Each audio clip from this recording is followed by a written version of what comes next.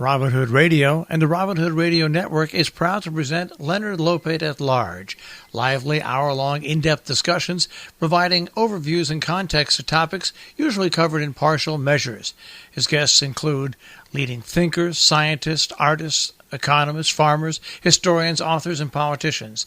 Mr. Lopate is a Peabody Award winner whose numerous honors include 3 Associated Press Awards and 3 James Beard Awards.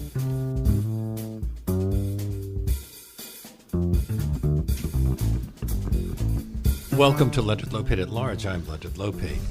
Running a not-for-profit arts organization in New York City is no easy task. Just ask Kevin Cunningham, the founder and executive artistic director of Three-Legged Dog Media and Theater Group and 3LD Art and Technology Center, a cutting-edge theater dance performance space that specializes in large-scale interdisciplinary artworks using the latest in digital technology. Three-Legged Dog has received many awards and commissions and shown at prestigious venues like the Venice Biennale, the Metropolitan Museum of Art, and the Sundance Film Festival. We have invited Mr. Cunningham to our show today to talk about how new art forms like virtual reality can be used by artists and what it takes to develop and present these works in a challenging economic environment. Welcome to our show. Hi.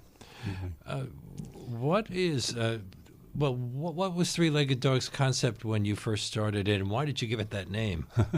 Well, I have a bad habit of taking over industrial spaces and turning them into art centers. And the first one I started was a place called Commerce Street Artist Warehouse in Houston, Texas, in 1983. And as we were cleaning it out, we found a little pit bull puppy and named him Sid, and he became our mascot. And he only had 3 legs? Well, at that time he had 4, but he developed this habit of jumping off of the loading dock and chasing cars. But rather than chasing behind the car, he would run around and try to bite the front sidewall. So he lost his left front leg. And we bandaged him up, took him to the vet, and he was sitting on the loading dock, and a car came by, and off he went, and now the leg wasn't in the way. So he could get a chomp on the sidewall and sort of roll off. He became a symbol of persistence of vision. But he's long gone, I He's suspect. long gone, yes. Yeah. Did you begin simply as a theater, dance, or performance group, or has working with new technology always been part of your mission? Well, I started as a sculptor in Houston, and at some point I became bored with my sculptures just sitting there, and I began incorporating audio and video into my sculptures very early on. So it's sort of a modus operandi for me. Yeah. Houston, actually, it's interestingly one of the great art cities of America. Not only great museums, but it has a lot of separate buildings devoted to artists or to styles of art. Was technology something that was already being talked about at the time, the new technologies? It was, but not as intensely as it is now. You know, at Three-Legged Dog, we've come to the point where we see that technology is changing the way artists make art and the way that audiences experience it, and we've sort of embraced that. And you've been doing this for over 30 years now. Mm-hmm. How has the technology available to you changed over that time? Oh, my God. It's a huge, huge shift. You know, our first show was done at the Ontological Theater. That's where we started. I was Richard Foreman's designer and in-house technical director, and he saw one of my scripts. And that piece had 8 channels of video in it with video talking to live performers. And that at that time, we had borrowed tape decks and a really fast guy named Kitty punching a push-button switcher matrix. And things have changed really radically since then. You don't need the fast guy. We don't. No, the technology really does come to the performers now, and that's been our focus in technology development. Your mission statement reads in part, Three-Legged Dog believes in the power of technology to amplify human experience and human expression, provoking empathy and complex reflection, thought, and action.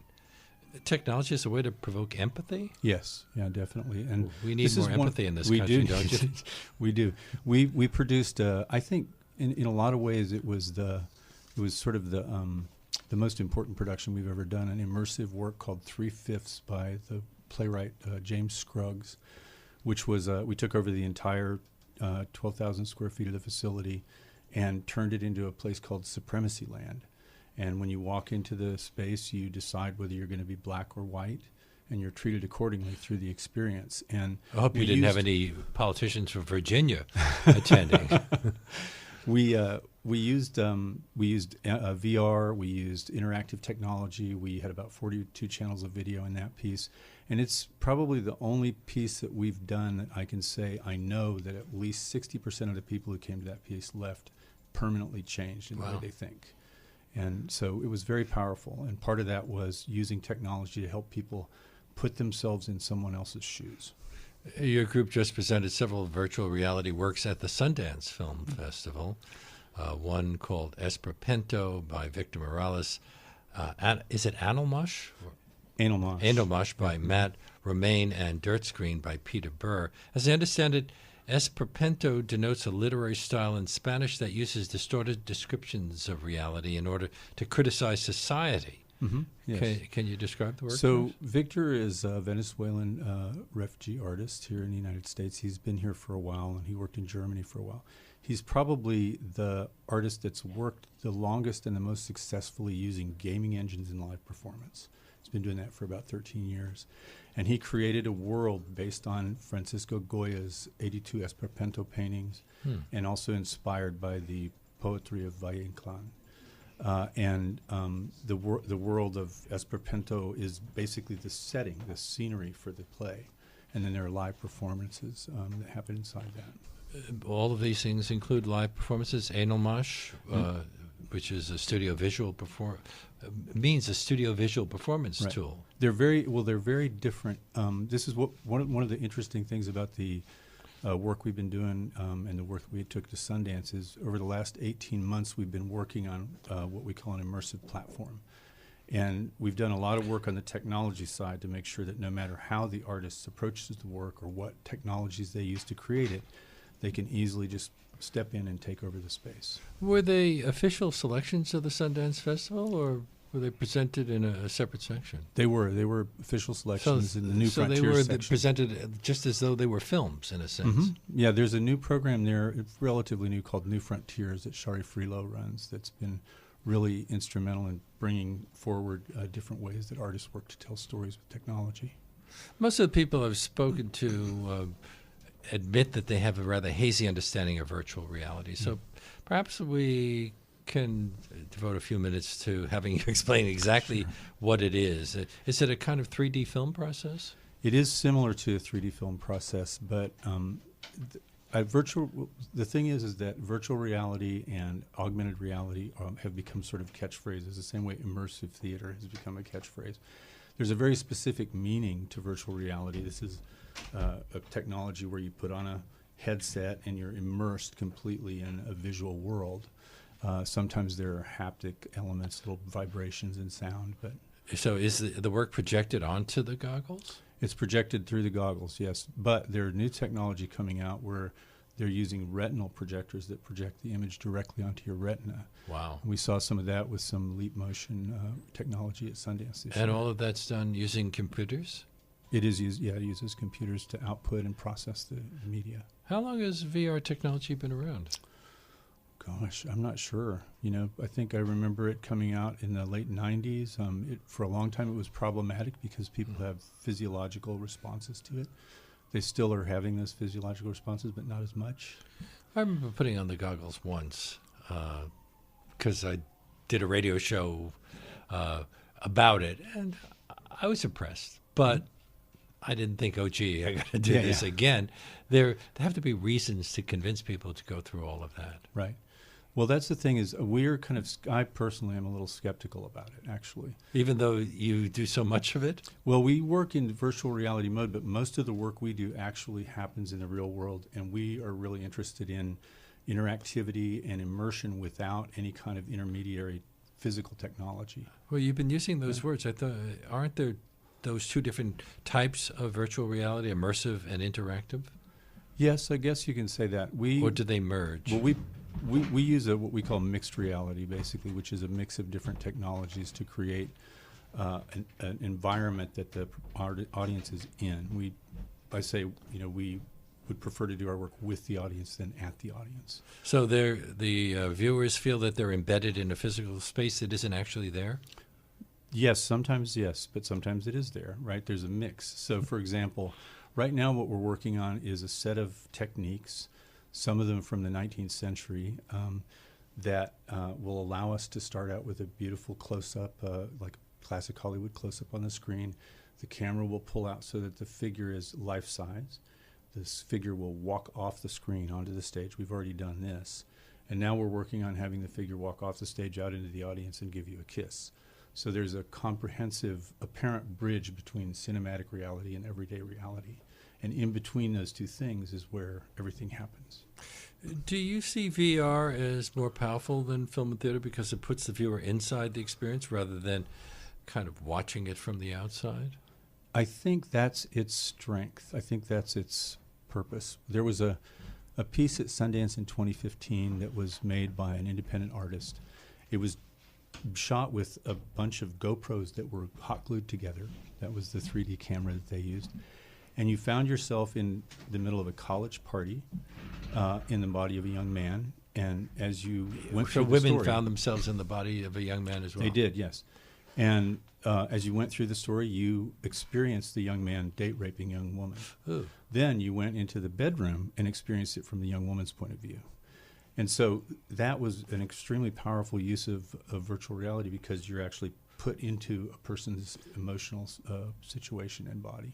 And there was a controversial VR piece in a recent Whitney biennial in which viewers witnessed a vicious beating, which seemed to be a hate crime. So does the fact that it was presented in VR make it more personal, harder for people to dissociate from? What we've experienced, we did a I'm not sure I want to feel raped. Right, yeah. Well, but I have to say, in that particular piece at Sundance, one of the things that impressed me were the young men were coming out of the experience with really obvious, deeply changed ideas about how they treat young women. So I think it has its place.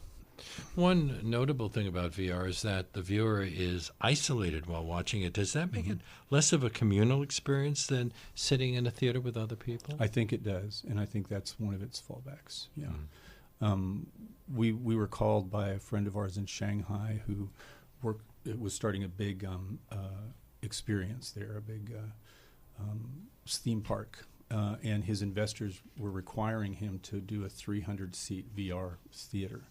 Within 2 weeks, people were starting to have skin infections, the wires were going off, everything was sort of falling apart. And so what he was calling us for was to ask us to make an unmediated immersive experience to replace it. And it has its issues, it has problems. Yeah, well, you don't want to sit around with a whole bunch of people with goggles on, right? Or yeah, a headpiece on. Yeah, that's kind of, it separates you from everybody else. On the other hand, when you watch a movie, or especially if you watch TV, there's something kind of passive about the experience. It can be. And this right. is not passive. Right. Well, so that's one of the reasons that we moved away from frontal presentation to create these designs that completely surround the audience with moving image, sound, and bodies. And we find that actually we've done a lot of experimentation with this. And for example, we find that making sure that the setting is asymmetric is very important. If it's symmetrical, a dome or a circular, people tend to fall asleep. Really? We call it the drool effect.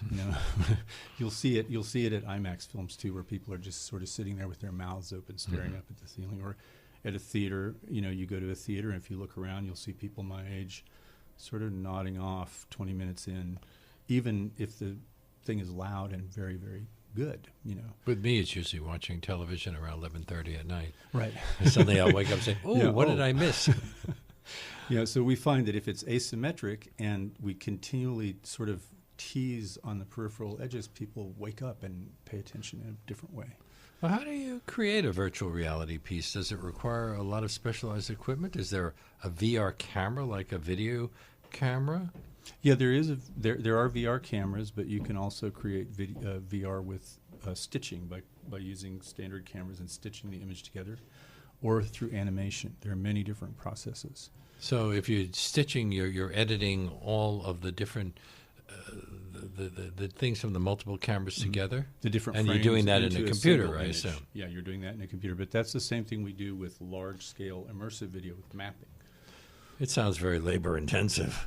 It can be, but that's one of the things we've been able to do at 3LD is our technological innovations have been aimed at creating processes that allow artists to do these sophisticated processes affordably. Do VR artists also need to be computer programmers? They don't. But collaborate with a programmer? They need to have access to people who can do that, usually.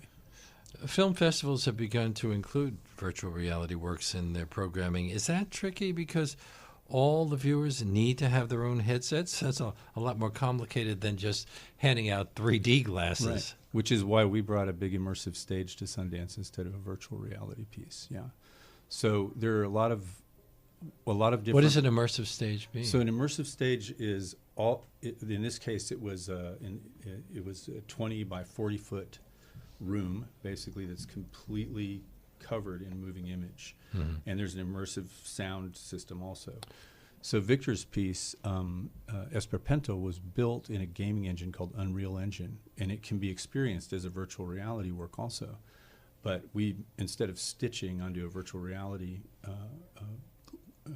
setup, we mapped it onto walls. So it's sitting in a 360-degree environment, yes, in effect. Mm-hmm. Yeah. And it's like wearing the goggles, except you're not wearing the goggles. You're not wearing the goggles, yeah, which is what we like. So it elicits a more communal experience, but the same sort of feeling of being inside the work. I'm speaking with Kevin Cunningham of Three-Legged Dog.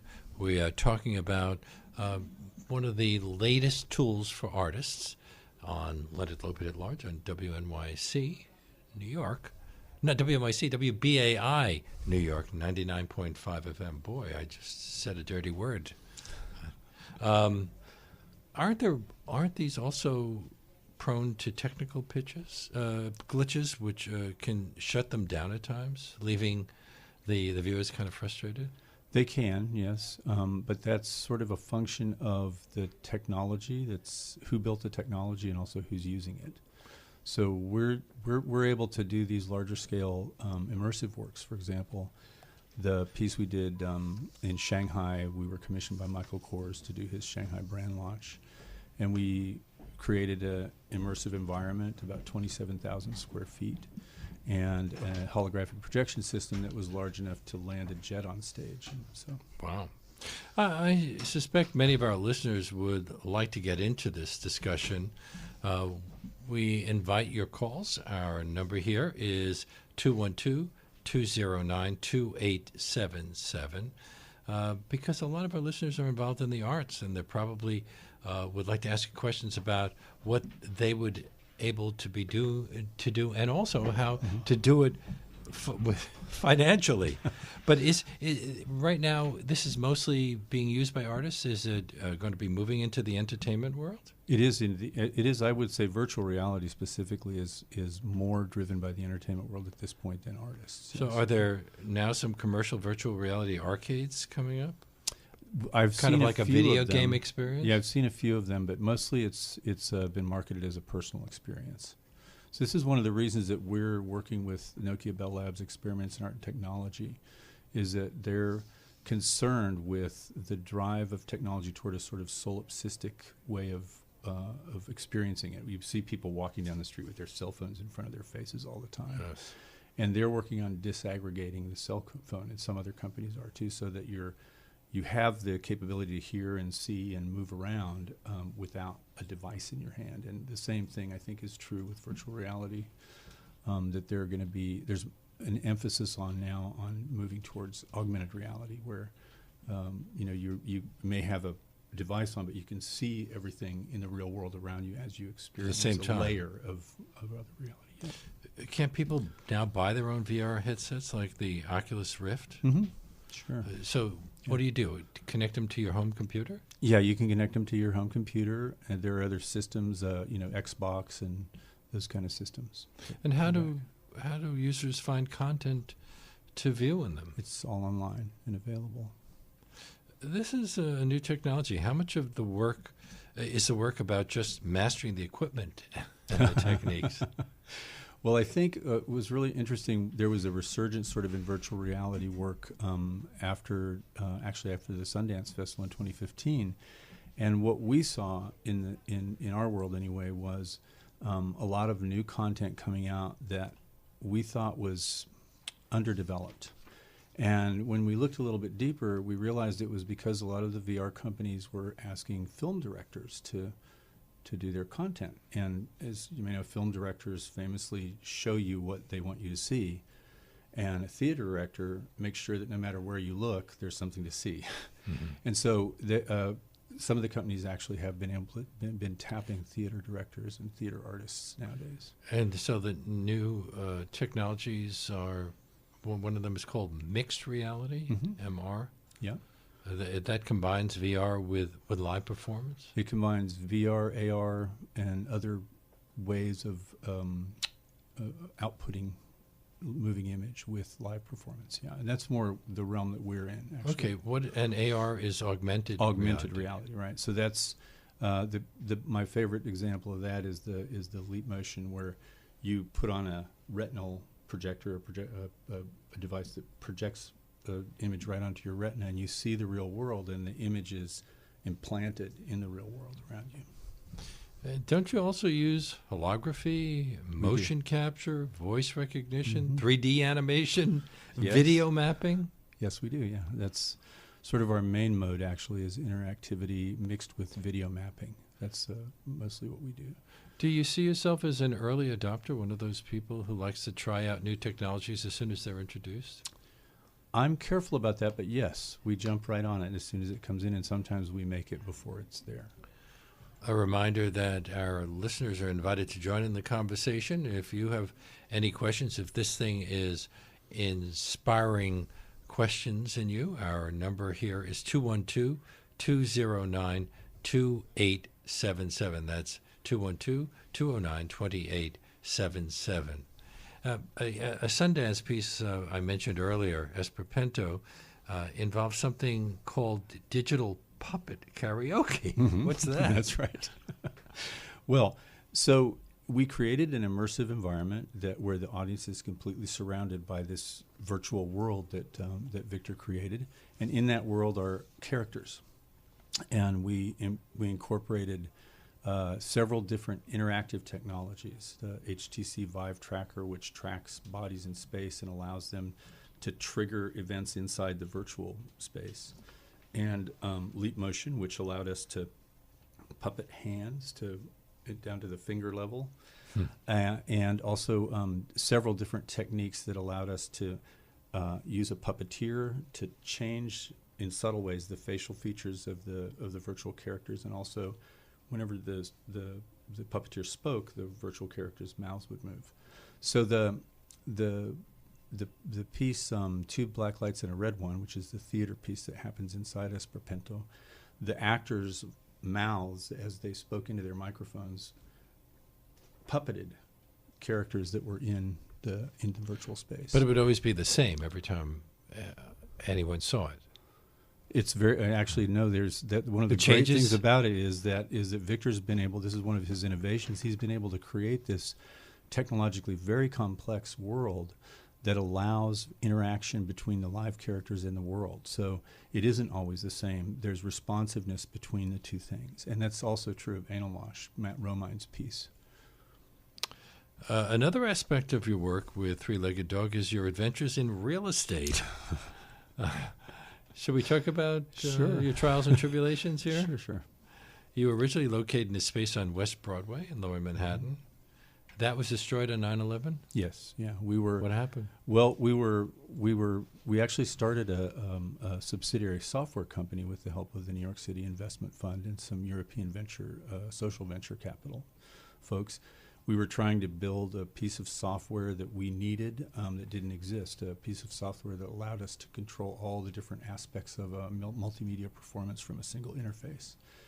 And we had 32 employees at that time, and we're really going in a great direction. And then on 9/11, Fitterman Hall was destroyed when World Trade Center 7 fell on it and collapsed. It fell on the building Yeah, that you fell- were in. Right, yeah. So did you lose everything?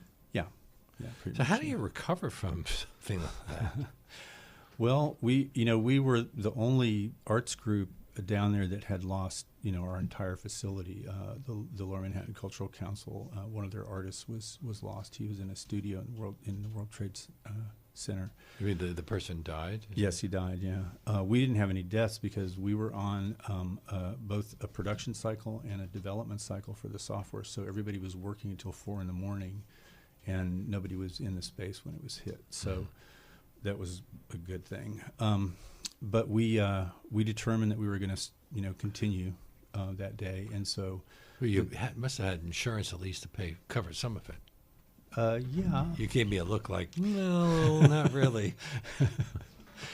I mean, we can have a long discussion about the problems with disaster recovery, but yeah, the insurance did cover some things, but not nearly everything. We lost, I guess, about $2.7 million in assets that day, and we finally recovered about $43,000 from the federal government a couple not years much. later. Yeah. So you eventually reopened the space on Greenwich Street, also in Lower Manhattan, and you went there in 2006. We took it in 2002. Actually, it was a space on the ground floor of the Battery parking garage, the last building that Robert Moses ever built. And then along came Hurricane Sandy. Yes. Boy, yeah. you were picking bad spots, spaces. Well, before Hurricane Sandy, the recession hit. So 3 natural disasters in a row. That's sort of just part of our history. So the recession set you back because it cut into your funding? Yeah, funding was reduced after that for several years. Yeah. And then what happened with Hurricane Sandy? Was your space flooded? Yeah, our space was flooded, and we lost all of our pumps in the basement, and part of our fire safety system was taken out too. The whole basement flooded, where a lot of our equipment was. And that we were able to replace the equipment, but what we weren't able to replace were business losses. Losses from suspended operations, and yeah. But you stayed, and then you were forced to give up that space by your landlord, the MTA? The MTA is our landlord, yes. Everybody hates the MTA. You hate the MTA for other reasons? They're problematic, but I wouldn't say I hate them. What happened? Well, it's the same thing. We're a not-for-profit organization, and after 9/11, we decided that we were going to, continue doing our work, and we found this space that had been abandoned for 17 years, and took it over. And ultimately, like all small businesses and nonprofits, our day-to-day reality is driven by cash flow, right? And our funding, wherever it came from, went up and down, and our expenses, which were relatively high, stayed the same. And so, well, you're dealing with very expensive equipment. The equipment isn't really that expensive. What was expensive is the rent, and Con Edison is very expensive for theater groups. We pay the highest EL9 rate, so our Con Ed bill could be as high as $20,000 a month. Wow. So you left, and now you're operating out of a studio in Brooklyn? We're going to move into a studio in Brooklyn, a 33 Flatbush, yeah, with a building that's been an arts building for many years. Yeah. But are you finding that you need to give up the idea of a bricks and mortar a permanent home, at least for the time being? No, I think actually that's where we've been headed for the last 5 years. We have partner studios in Berlin and Shanghai and London and LA and Beijing. And probably the best example is Vogue China commissioned us to design a big immersive event for them, about a 50,000 square foot design. And we talked to them, and there was a huge 150 foot by 15 foot tall wall shaped like a V that lifted up in the air with video tracking it, that opened up the room to another huge 27,000 square foot screen. And so we said, okay, well, this is a good idea. When do you want to do it? And Angelica Chung said, in 4 weeks. And so we actually activated our partner LXL in Shanghai and our partner House of North in Berlin, and working over 3 continents with digital technology, we were able to completely design every little nut and bolt of that project, and it went up without a hitch. And that sort of, told us that we were at a certain place with our digital processes that would allow us to work in a different way. I'm speaking to Kevin Cunningham of Three-Legged Dog. By the way, we are inviting your calls to this, inviting you to join the conversation by calling us. Our number on air is 212-209-2877. We were talking about the problem of real estate. When you first began Three-Legged Dog, wasn't it a lot easier to find vacant space to work in New York City? Yes, it was. Yeah. So has that pretty much dried up, even in the outer boroughs? It's getting more and more difficult, I would say. Yeah. Part of the reality in New York now for small businesses and nonprofits is ground floor real estate. We are in competition with entities like large banks and big multinational retail chains for space. And then there were all those wonderful industrial spaces that were available. Now they're being used in other ways. Mm-hmm. Yeah. Should we take a call? Sure. Okay, WBAI, you're on the air. Hello, Leonard. I'm delighted you're back on the air. Well, thank you. And my question for Kevin is, what kind of qualifications, what kind of people do you hire, and what kind of background do they need? And the other question is, if one wanted to invest in companies, what's a good place that's publicly traded that you're aware of in this technology? Other than Three-Legged Dog? Are you publicly traded? No, we're not. We're a not-for-profit organization. We're happy to take contributions, though, at any time. Yeah. Okay. Well, it's a very broad range, actually, because we are sort of a multivalent arts company. We do and promote all different kinds of artistic expression. All of it doesn't use technology necessarily, so we work with traditional artists like costume and scenic designers, and we also work with very, very sophisticated people who do artistic robotics and people who work as code artists who create their artwork by writing code, by writing computer code. So it's a really, really broad range of people. If the caller would want to get in touch with you, is there an email address or a website or something? Sure. It's www.3ldnyc.org. That's the best way. Okay. Great. Thank you. Thank you. Let's take another call. BAI, you're on the air. Yes, hi. I wanted to find out if you have any inquiries from the Pentagon about military uses of your technology, or whether you have already any military contracts for the use of your technology, and if so, what is the specific interest that the Pentagon would have in the work that you're doing? This could be useful in training people for battle situations, but you were shaking your head no. Yeah. No, we actually don't accept military contracts. However, have you been approached? We've been in proximity to to it, but one of the stories I always tell, when we were starting our software company, we would end up at these sort of investor conferences, and there was a group that made video active jackets for rock and roll concerts. And they would show up next to us on the dais every time, and all of a sudden they disappeared. And it turned out that the Navy had bought their technology to use for camouflage. So, and VR is used for military training quite extensively now. Yeah, but not with you. You're very much concentrating on the arts. Yes. Do you ever think of relocating to another city like Philadelphia or Detroit, or to one of the Hudson Valley towns that so many artists have moved to in recent years? No, I don't think so. I think one of the great things about New York, I always say, is you can live 5 lives simultaneously in Manhattan, and really all you have to do is be there and be active for opportunity to present itself. So I think that's valuable.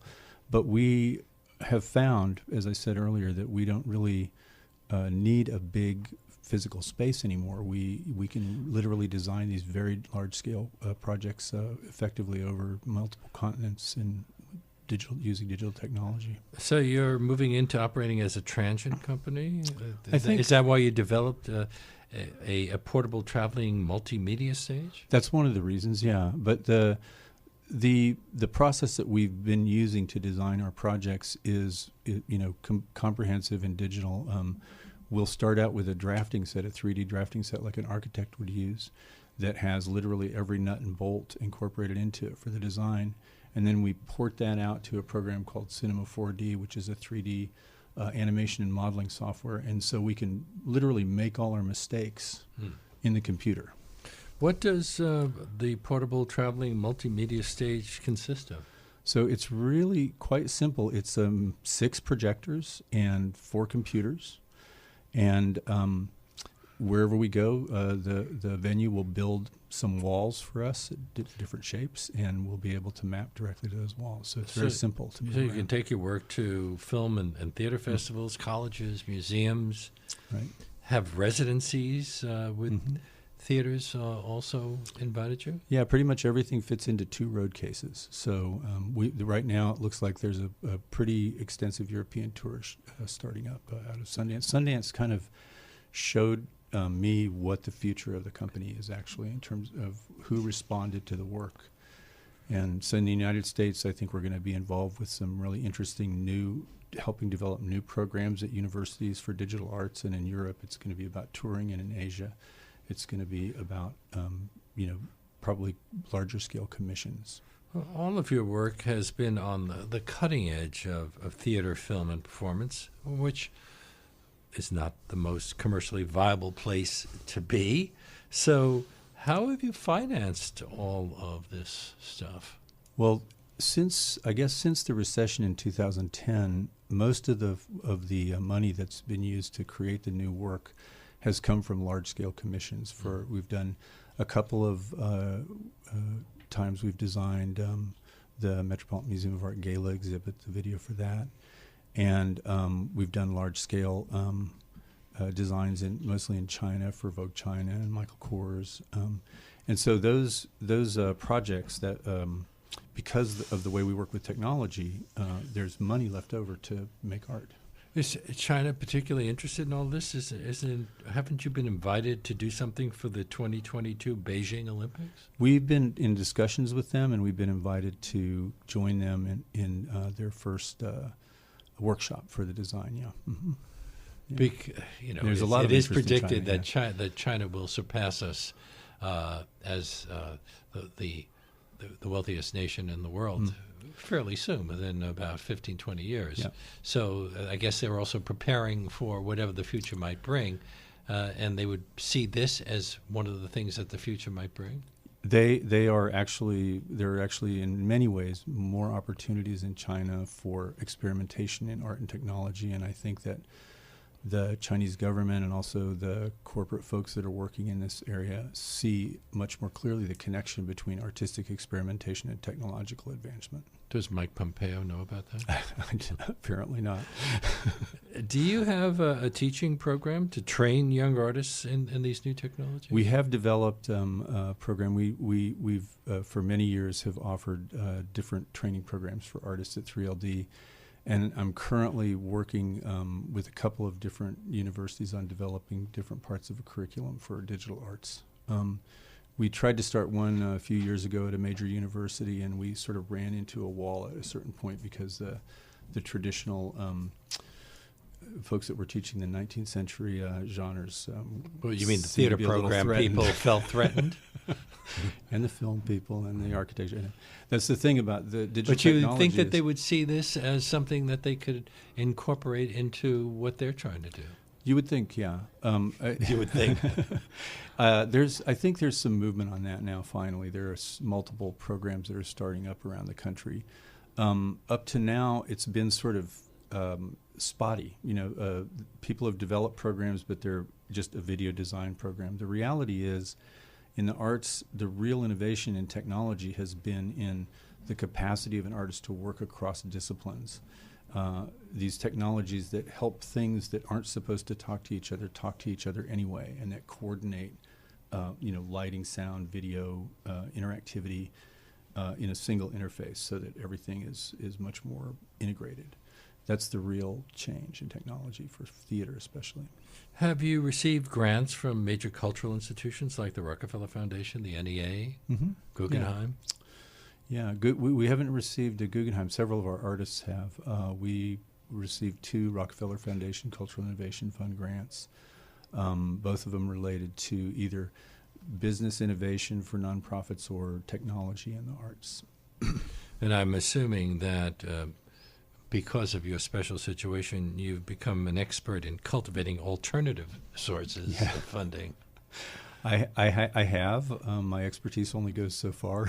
But because I've heard that there's been a decline in philanthropic support for the arts in recent years. I think that's true. I think that there's been a decline, especially for small and mid-sized organizations. Yeah, Which or a comes change. Maybe it's a shift from institutional to individual. because just recently heard that something like 26 families have more money than half of the people in the world. Yeah. You would think that some of them would just see something that you're doing as interesting, at least throw you a couple of $1,000. It happens sometimes. It does. Yeah.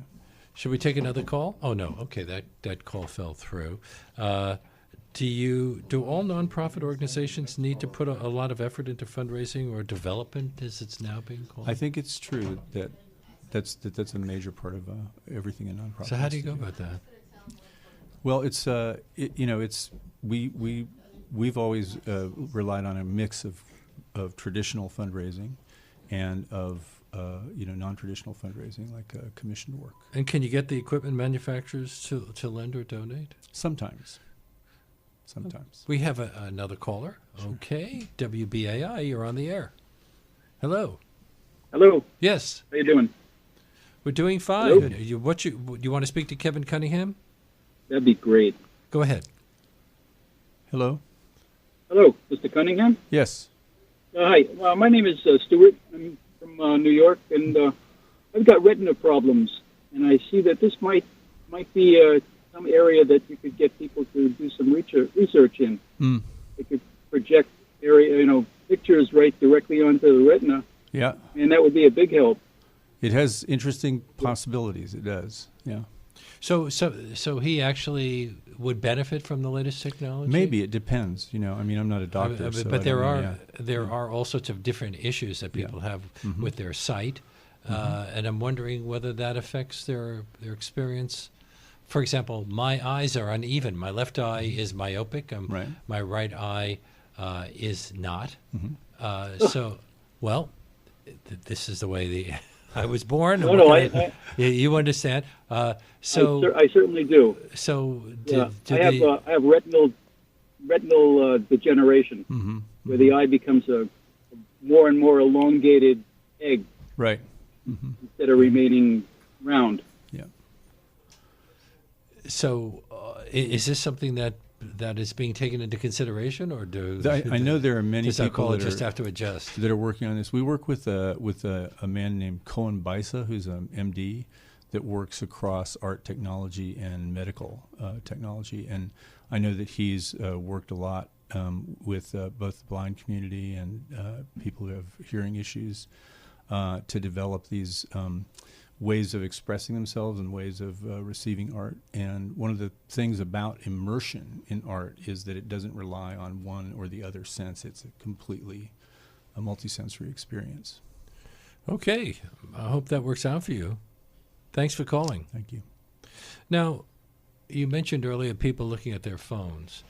I can envision a time in the near future when this becomes much more available, where now everybody in the elevator, instead of looking at their shoes, looks at their phone. Right. But if you are riding the subway, I would say that 2/3 of the people in the subway are either looking at their phones or listening to something through headphones, right.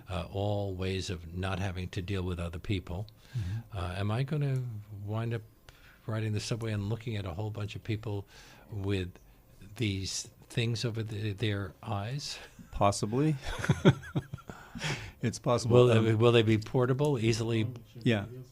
I think the next iteration is sort of a combination over-ear earphone and an eyepiece that's in front of one of your eyes. Yeah. I think we could slip one more call in here. Hi, BAI, you're on the air. I can barely hear you. Can you speak up? Hi. We're speaking as loudly as we can. Hi. Hi. I'm calling for... You know what you should do? You should turn down your radio because there's a slight delay and you're getting confused. Information about Kevin Cunningham, where I can contact him, okay? Then I don't have to get up and walk to the radio. But I like to contact him. I'm an artist, a lighting designer. And I would like to communicate with him further, please. Yes, you can reach me through our website at www.3ldnyc.org, and there'll be a contact. I can barely hear you. Can you say it a little bit louder? 3LD, the number 3, LDNYC.org. When you say 3, can you spell the next two letters? It's just the number 3. 3LDNYC.org. Okay. This is hopeless because I don't get what you're saying after 3. Well, I don't know why. We're speaking pretty clearly. I think that you have your radio on, and that's really confusing. I have a very bad telephone. That's what the problem is. Okay. Well, okay. I'll check back later with Leonard Lopate. Okay. And ask him to provide information where I can contact him. Okay. If you get in touch with us here at WBAI, somebody will pass that information on. We don't have a lot of time left, but I was wondering if you have some other projects in the future other than the possibility of the Beijing Olympics. Yeah, well... what would happen at the Beijing Olympics? Because you have... How many people in a stadium? 75, 100,000 people? Yeah. They're not all going to be wearing those things, are No. they? We'll be doing something with mapping probably, something where we try to take over the entire space with moving image and light. And almost and like sound, using of course. holograms? We might use holograms in that one. One of the things that people are interested in our designs is our ability to layer images and create these large-scale dimensional images. Are there any things coming up in New York City in the near future that right people now might be able to get a sense of what you're all about? Right now we're in the process of talking to some other folks about co-producing the two next works we're working on. One is an expansion of the 3/5 project that I talked about earlier with James Scruggs, and the other is a ongoing collaboration that I have with the playwright Chuck Mee called Not Knowing. Both immersive theater works. So we're working on those, and we're hoping to have one or the other of those up in the next year or so. And then the Sundance experience that we built, it looks like it's going to be touring Europe and maybe going to a couple of other places in the States, in California and Nebraska specifically. But I didn't hear you say New York City. I didn't hear. Yeah, we're really focused in New York on our own original productions, 3/5 and Not Knowing. Okay. It's been a great pleasure learning about all of this from you. Thank you so much for being on our show. Thank you. Kevin Cunningham, the founder and executive artistic director of Three-Legged Dog Media and Theater Group. And this is separate, 3LD Art and Technology Center. It's been a real pleasure. Thank you.